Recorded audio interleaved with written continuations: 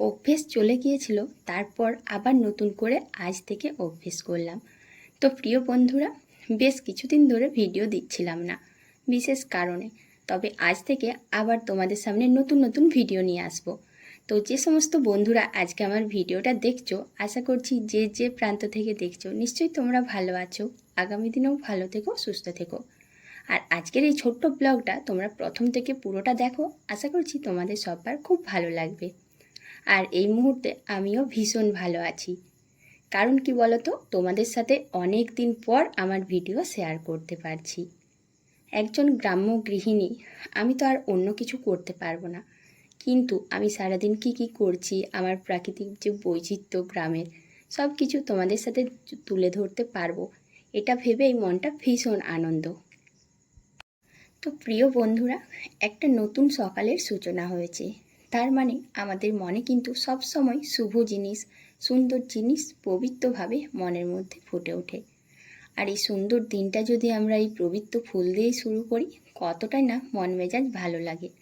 আর জানো তো, এই যখন বাগানে ফুল তুলি তখন মনে হয় হ্যাঁ সত্যি আজকের দিনটা যেন খুবই ভালো, তাতে সারাটা দিন যেমনই কাটুক না কেন। আর গ্রামে বাস করা মানেই আমাদেরকে সকালবেলায় এক কাপ চা খেতেই হবে। আমরা গৃহিণীরা সকালবেলায় এক কাপ চা আর একটুখানি মুড়ি খেয়ে শরীরের মধ্যে এতটাই এনার্জি পাই যে সারাদিনের সমস্ত কাজকর্ম হাসি মুখে করে নিতে পারি। আর এতে কিন্তু কোনো দুঃখ কষ্ট থাকে না। আর একটা কথা জানো তো বন্ধুরা, গ্রামে বাস করা মানেই কিন্তু শাক থেকে মাছ সব কিছুই সারাদিনের প্রায় অনেকটাই আমরা রেশনের মতন ফ্রিতে পেয়ে যাই। তো আজকেও দেখাবো, তোমাদের সাথে শেয়ার করব শাক থেকে মাছ, পুরো সারাটা দিনে সব কিছুই আমি একদম পুরো ফ্রিতে পেয়ে গেলাম। আর এই সুযোগ সুবিধাটা কেবলমাত্র গ্রামে থাকি বলেই পেয়েছি, তাই গ্রামের মানুষ হয়ে আমি নিজেকে ভীষণ গর্ববোধ করি। আর যারা যারা বন্ধুরা আমার ভিডিওটা দেখছো, তোমরা যদি কেউ গ্রামকে পছন্দ করে থাকো তাহলে অবশ্যই কিন্তু একটু কমেন্ট করবে। আর আমার সমস্ত প্রিয় বন্ধুদের অনেক অনেক ভালোবাসা আর শুভেচ্ছা জানাই আমার পুরো ভিডিওটা দেখার জন্য।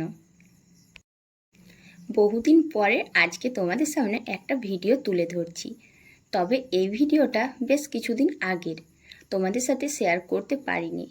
আর এদিকে দেখো, বাড়ির কাজকর্ম প্রায় অনেকটাই করে তাড়াতাড়ি করে চলে এলাম বাগানে শাক তুলতে। হাতে ঝুড়ি মানে অবশ্যই আমি শাক তুলব। তবে এটা সেই শাক যে শাকের পেছনে কোনো খরচা লাগে না। মানে এই শাকটা কিন্তু আমরা যে বীজ বপন করেছি সেই রকম না। এই শাকটার নাম হচ্ছে ডাহিলোটা শাক। আর অনেকেই এটা চেনো, আবার অনেকেই চেনো না। কেন বলো তো বন্ধুরা, এই শাকটা বাগানে এদিক ওদিক হয়ে থাকে। আর এই শাক পৃথিবীর যত শাক রয়েছে সব শাকের স্বাদকেও হার মানিয়ে দেয়, তাও আবার বিনে পয়সায় শাকটা হয়। আসলে এই শাকটা একটু তুলতে পরিশ্রম হয়, মানে এদিক ওদিক ছড়িয়ে ছিটিয়ে হয়, কিন্তু এটার স্বাদ এতটাই ভালো যে এই পরিশ্রমটাকে গুরুত্ব দিতেই ভুলে যায়। আমরা প্রত্যেকেই কিন্তু রেশন থেকে এটা ওটা ফ্রিতে পেয়ে থাকি, কিন্তু গ্রামে আমরা যেহেতু থাকি তাই মাঝে মধ্যেই শাক থেকে মাছ, আবার সংসারের নানান রকম সবজি, এটা ওটা অনেক অনেক কিছু হাজার রকম জিনিস আমরা অনেক সময় রেশনের মতনই ফ্রিতে পাই। এক দুবার তো মনে হয় যে হ্যাঁ আমরা যেন রেশনেই পেয়ে গেলাম। আসলে সেই জিনিসটার পেছনে কোনো টাকাই খরচা করা লাগে না, এমনি এমনি আমাদের সেই দিনটা সংসার চলে যায়। আসলে সকাল থেকে রাত্রি পর্যন্ত হাজার রকম জিনিসপত্রের খরচা, সেই খরচার মধ্যে যদি আমরা কিছু কিছু জিনিস ফ্রিতেই পেয়ে যাই বা বিনা খরচা করেই পেয়ে যাই, কতটা ভালো লাগে। আর সেই কারণে এক দুবার মনের মধ্যে উঠে যায় যে হ্যাঁ আজ আমরা যেন রেশনেই সব ফ্রিতে পেয়ে গেলাম সংসারের সামগ্রিক দ্রব্য। রোদ্রের জন্য তাড়াতাড়ি শাকটা তুলে নিয়ে চলে এসেছি। আর তারপর মনে পড়ছে এ বাবা, আজকে তো সকালবেলায় বাসন মাজার সময় ঠাকুর বাসনগুলো বের করতে ভুলে গিয়েছিলাম, তাই চটপট করে ওগুলো মেজে নিয়েছি। আবার ঠাকুর বাসন মাজার সময় তখন না আমাদের পাশের বাড়ির কাকু ডাকতে এসেছিলেন। এই যে এই সেই জিনিস যেটার জন্য হন্তদন্ত হয়ে দৌড়ে এসেছি। এই মাছগুলো হচ্ছে আমাদের 3টে বাড়ির জন্য। আমাদের একটা পুকুর আছে যেটা অন্য লোকেরা চাষ করে মাছ, আর সেই পুকুর থেকেই এই মাছগুলো দিয়ে পাঠিয়েছে। তো এখন আমি মাছগুলো নিতে এসেছি আর কাকিমা 3টে বাড়ির জন্য ভাগ করে দিচ্ছেন। আর জানো তো বন্ধুরা, এবারে অনেকটাই কম মাছ দিয়েছে, না হলে অন্যবারে অনেক বেশি বেশি মাছ দেয়। হয়তো কিছু কারণে মাছ বেশি দিতে পারেনি, বা হয়তো পুকুরে মাছ পড়েনি, এরকম ব্যাপার হয়ে থাকবে। তো যাই হোক, ফ্রিতে যখন মাছটা পেয়েছি খুব আনন্দ লাগলো।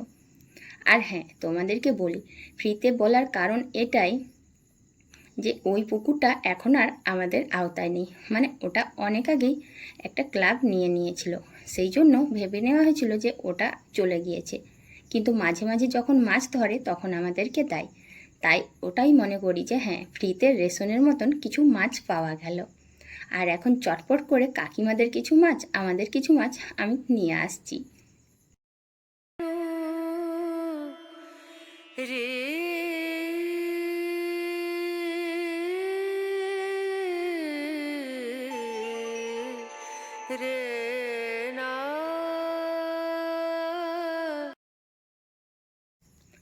কালকে রাত্রিরে কিছু পান্তা ভাত বেড়েছিল, আর সেই পান্তা ভাতগুলো খাবো, কারণ ভীষণ খিদে পেয়েছে।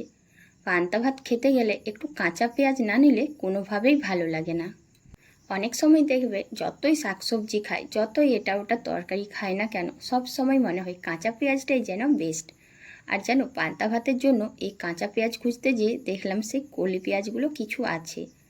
আর তাই ভাবছি পেঁয়াজগুলো তো অনেক দিন হয়েছে, নষ্ট যদি হয়ে যায়, তাই চটপট করে একটু ছাড়িয়ে নিলাম। একজন রমণী সে সকাল থেকে সংসারের যত যাই কাজকর্ম করুক না কেন, যতক্ষণ না সে দুপুরে রান্নার জন্য বা টিফিন করার জন্য রান্নাঘরে যেতে পারছে, তার মন শান্তি হচ্ছে না।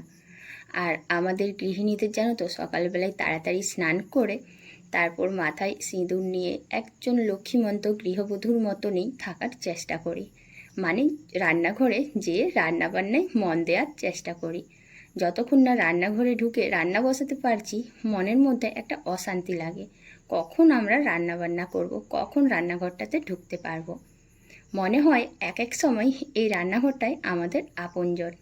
তো দেখো, স্নান করে সবজি টবজি কেটে নিয়েছিলাম। আর আজকে জানো তো বিশেষ কিছু সবজি করব না, কারণ এই যে পুকুরের মাছ রয়েছে, আর মাছটা যেহেতু অনেকটাই বেশি, তাই বেশি কিছু বানাবো না। কিন্তু কি, এখন তো গরমকাল, তাই ভাবলাম যে না, সবার আগে প্রথমে এই মাছগুলোই ভেজে নিই। তো প্রিয় বন্ধুরা দেখো, আজকে সকালবেলায় ফ্রিতে শাকও পেয়ে গেলাম, এখন আবার মাছও। এখন রান্না করতে করতে ভাবছি, বাহ, আজকের দিনটা তো যেন রেশন লেগে গিয়েছে, আজকে দুপুরের খাবারটা বিনা খরচাতেই হয়ে যাচ্ছে। আর এটা ভাবতে ভাবতে মাছগুলো একটা একটা করে ভাজতে দিচ্ছি, তো দেখো এই লেজাটা না একদম উল্টো দিকে দেওয়া হলো। তো এতক্ষণ পর্যন্ত যে সমস্ত বন্ধুরা যে প্রান্ত থেকে ভিডিওটা দেখলে, আশা করছি সবাই কিন্তু একটুখানি কমেন্ট করবে যে কেমন লাগলো তোমাদের আমার এই ভিডিওটা। আর আগামী দিনে চেষ্টা করব প্রতিদিনই ভিডিও দেওয়ার। তোমরা সবাই প্লিজ পাশে থেকো, আর একটুখানি বলবে কেমন কেমন ভিডিও তোমাদের প্রয়োজন, আর সেই রকম টাইপের ভিডিও তোমাদের সামনে নিয়ে আনার চেষ্টা করব।